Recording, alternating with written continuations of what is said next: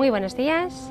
Hoy les decimos Shalom desde el Centro Sefarat Israel, a donde nos hemos dirigido para asistir a la presentación del libro Para entender el Holocausto. Un libro realizado por autores que trabajan en la enseñanza y que creen que cada uno de nosotros debemos dedicar tiempo a profundizar en el conocimiento de este terrible acontecimiento que marcó la humanidad.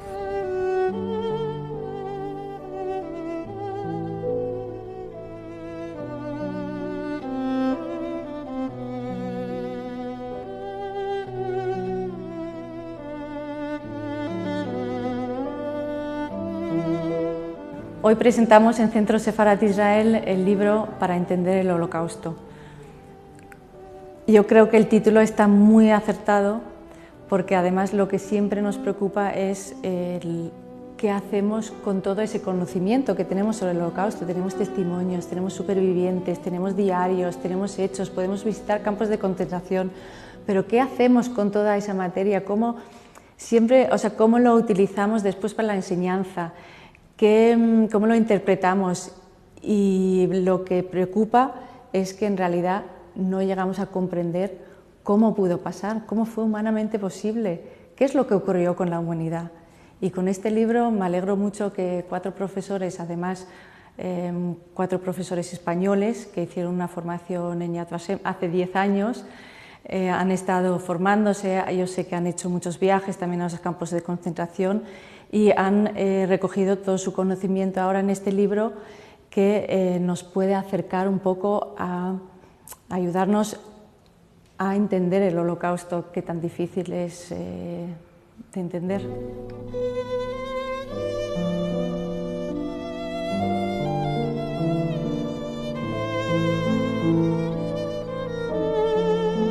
Lo que me ha movido a ayudar a la editorial a que salga este libro, con la esperanza de que los profesores de instituto tengan un texto con el cual poder explicar a los jóvenes españoles el entendimiento de la Shoah y de la eliminación de 6 millones de judíos y prácticamente de la judería europea. Por autores españoles no había un estudio del Holocausto. España estaba alejada, no participó en la Segunda Guerra Mundial y por tanto el fenómeno no tiene la masividad que tiene en el resto de Europa. Por lo tanto, que profesores españoles hayan hecho este trabajo para mí era muy importante. Lo dedico a la memoria de mi mujer, que ella era una doctora muy preocupada porque cuando fuesen desapareciendo los últimos supervivientes y los testigos directos del Holocausto, ella tenía pánico a que eso fuese desapareciendo de la memoria, y más en un país como España, donde no se ha vivido la Segunda Guerra Mundial y lo que supuso para la eliminación de la judería europea.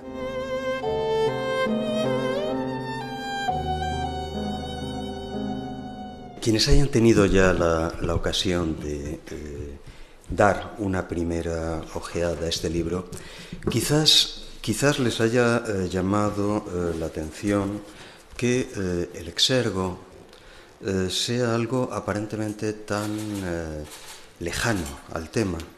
Un pasaje del siglo XVII en latín que dice: humanas acciones non ridere, non lugere neque detestari, sed intelligere, y que los que nos dedicamos al estudio de Baruch de Spinoza sabemos perfectamente que es la norma metodológica y también la norma de vida de Spinoza: no ridiculizar, no lamentar ni detestar, sino únicamente entender. El Holocausto se puede entender, se debe intentar entender, y además únicamente si intentamos y entendemos las causas que producen realmente el Holocausto, estaremos en condiciones de podernos oponer a que una cosa como esta pueda volver a surgir en un espacio como es el espacio europeo y dentro de sociedades supuestamente desarrolladas como son las nuestras, que en principio parece que son totalmente ajenas a fenómenos como este. El Holocausto se produce precisamente en un país, Alemania, o se inicia en un país que es Alemania, que es el pionero en la puesta en marcha del estado del bienestar. Es decir, los programas de bienestar ideados por von Bismarck, es el primero es el Estado alemán el primero que diseña planes para la jubilación, el primero que diseña planes para los enfermos, etcétera, etcétera. De cobertura económica para estos casos, ¿no? Es decir, nadie en el 33, cuando Hitler gana las elecciones mayoritariamente, no por mayoría absoluta, pero sí siendo la formación más votada, el Partido Nacional Socialista Alemán, nadie podía pensar en el 33 y mucho menos en el 38, que si se hubiesen repetido las elecciones seguramente Hitler habría sacado ya sí la mayoría absoluta. Nadie podía pensar entonces que en Europa, dentro o inspirado dentro de una sociedad tan desarrollada como era la alemana, pudiésemos asistir a un fenómeno de destrucción masiva de hombres como fue el Holocausto. Este libro puede aportar a los docentes españoles sobre todo conocimiento, o sea, según se ve el índice del libro, son sobre todo hechos que también transmite, pero sobre todo también de cómo manejar el conocimiento, los hechos que sabemos de la historia del Holocausto y cómo nos puede acercar a comprender lo ocurrido.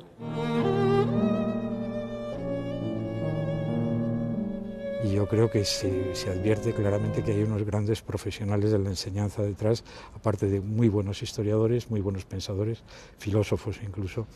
Pero yo creo que fundamentalmente, digamos, responde a ese compromiso y a esa vocación, digamos, con la enseñanza.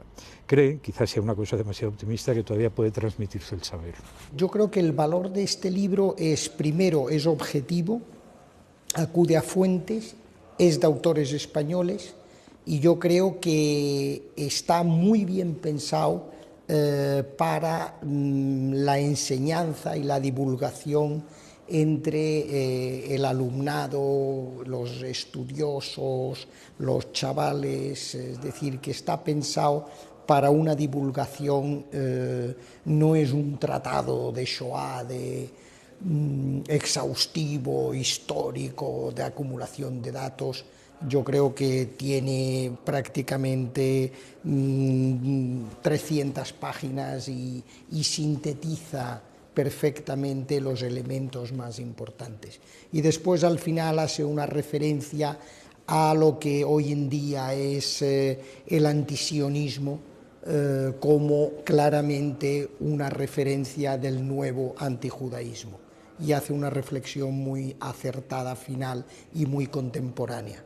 Hay muchos libros sobre la Shoah, pero yo creo que en España, que ha vivido de espaldas a la Segunda Guerra Mundial, el tema del Holocausto, el tema de la Shoah no es conocido y además es difícil de entender. Este libro, precisamente para entender el Holocausto, viene bien, y sobre todo una vez que se haya aprobado por el Parlamento español la famosa LOMCE y la obligatoriedad para los niños de 15 a 18 años de estudiar el Holocausto. El libro que tienen ustedes ante sí les va a plantear una y otra vez es que, siendo como lo es la Shoah un acto teológico, porque el acto mediante el cual unos hombres se arrogan la potestad de demarcar los límites de lo humano y expulsar fuera de la condición humana a todo un bloque, conjunto de hombres, digo, quienes acometen ese acto, operan efectivamente como pequeños dioses, como dioses malignos, pero como dioses que a fin de cuentas establecen qué es humano y qué no es humano, antes de poder proceder de un modo eficiente al exterminio de 6 millones de personas. Es necesario previamente haberlas deshumanizado. De lo contrario, eso implica un coste anímico difícil de abordar. Una vez que quien se coloca en el lugar de Dios delimita cuáles son los cánones de lo que queda fuera del humano, exterminar eso que ha quedado fuera del humano es sencillísimo. Se convierte simplemente en un problema técnico.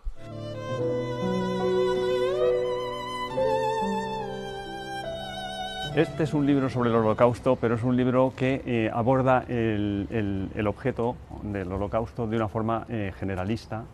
No es el libro al uso, por lo menos aquí en las publicaciones que conocemos en nuestro país, en España. Es un libro que aborda el Holocausto en general, no solamente la Shoah, no solamente el Holocausto judío. Sin duda el Holocausto judío es el paradigma de la destrucción y es el paradigma del Holocausto por excelencia, pero el Holocausto atañe a muchas otras víctimas mortales, como son, por ejemplo, los más de 2 millones de prisioneros de guerra soviéticos que murieron en los campos cuando la operación Barbarroja, a unos 322.000 serbios también que mueren como víctimas del Holocausto dentro del Estado independiente de Croacia. También afecta a cerca de 250.000 de gitanos y afecta también a todas las víctimas del programa de eutanasia que se inicia previamente a la invasión de la Unión Soviética, que se desarrolla en esos 2 años previos, desde el inicio de la guerra, el 1 de septiembre de 1939, hasta el inicio de Barbarroja, el 22 de junio de 1941. El programa se llama el programa T4 y es un programa de eutanasia, se llamaba T4 porque la sede de ese programa estaba precisamente en la calle Tiergartenstrasse 4 de Berlín, y desde allí se centralizó todo un programa de destrucción de enfermos que afectó fundamentalmente a alemanes, a población alemana y a población austriaca. Para hablar del horror en estado puro no se puede hacer retórica, no se puede hacer sentimentalismo. El sentimentalismo, cuando se habla del verdadero dolor, del dolor verdaderamente profundo, es inevitablemente obsceno. De la muerte en las dosis de las que hablamos cuando hablamos de Auschwitz, solamente se puede hablar de una cosa, solamente se puede hablar de una forma. De esa forma justamente que anunciaba el viejo Baruch de Spinoza. De lo más horrible solo puede hablarse en matemática. Humanas actiones non ridere, non lugere, neque detestari, sed intelligere. En Centro Sefarad Israel llevamos formando a profesores desde sus inicios, desde hace 10 años, principalmente con la ayuda y el apoyo activo de Yad Vashem. Los profesores que reciben una formación o que tienen experiencias en la enseñanza del Holocausto o en la memoria a las víctimas al Holocausto, me dicen siempre que es una de las experiencias que más les ha marcado en toda su carrera con sus alumnos o pedagógica. Es un libro realizado cuyos autores son fundamentalmente docentes, la mayoría de ellos, aunque hay un periodista, hay un técnico que no ejerce la docencia, pero sí estudiantes de filosofía en general, pero son estudiosos del Holocausto, y es un grupo de amigos que inició las investigaciones sobre el Holocausto básicamente hace ya mucho tiempo, 10 años, en Yad Vashem. Fuimos invitados a Yad Vashem. Conocimos realmente, estuvimos estudiando con grandes expertos y grandes estudiosos, concretamente con el historiador del Holocausto, David Bankier, que fue el que nos inició y el que nos apasionó, hizo que nos apasionásemos por el estudio del Holocausto, porque seguía un poco en la línea de abordaje del fenómeno y del estudio del Holocausto que inauguró en su momento el famoso y ya tristemente desaparecido también Raúl Hilberg. Nuestro enfoque es un enfoque funcionalista, es decir, estructural, de lo que es el fenómeno de la destrucción. No es un enfoque intencionalista, no es un enfoque que piense que el Holocausto está prediseñado con anterioridad a todo y es la ejecución de un plan teleológico y perfectamente dirigido, sino que se va realizando y conformando como destrucción de una forma, podríamos decir, azarosa, pero no por ello menos eficaz y menos dramática y menos horrorosa. Yo creo que se trata de un libro hecho, en primer lugar, escrito por personas que lo han estudiado de manera científica. Es gente muy seria, todos tienen formación humanística, son todos muy rigurosos, y este libro en particular, creo yo, es muy didáctico.